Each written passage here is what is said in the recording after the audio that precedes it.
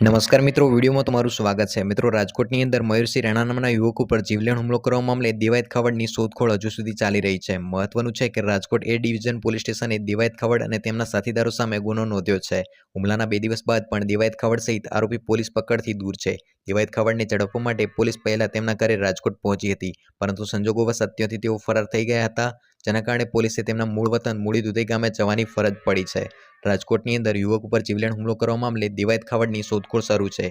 જોકે હુમલાના 2 દિવસ બાદ પણ દેવાયત ખાવડ સહિત આરોપી પોલીસ પકડથી દૂર છે, જેને લઈને હવે દેવાયત ખાવડને ઝડપવા માટે સમગ્ર પોલીસની ટીમ તેમના મૂળ વતન મૂળી દુધઈ ગામે પહોંચી છે। આ તરફ ઘટના બાદ રાજકોટમાં દેવાયત ખાવડના ઘરે તાળા અને લાગેલા જોવા મળી રહ્યા છે। અત્યારે તેમનો ફોન પણ સ્વિચ ઓફ આવી રહ્યો છે। જે બાદમાં ગામે પહોંચ્યા બાદ પોલીસે વધુ તપાસ હાથ ધરી છે અને પ્રાથમિક વિગતો મુજબ સોશિયલ મીડિયામાં વિડીયો વાયરલ થયો હતો અને એવું જાણવા મળી રહ્યું છે કે દેવાયત ખાવડે હુમલો કર્યો છે। તો મિત્રો, અત્યારે પોલીસે તેમની શોધખોળ હાથ ધરી છે અને પોલીસની સમગ્ર ટીમ તેમના મૂળ વતન મૂળી દુધઈ ગામે પહોંચી છે। તો મિત્રો, આ તો આજનો વિડીયો પસંદ આવે તો વિડીયોને લાઇક કરો, શેર કરો અને ચેનલને સબસ્ક્રાઇબ કરો।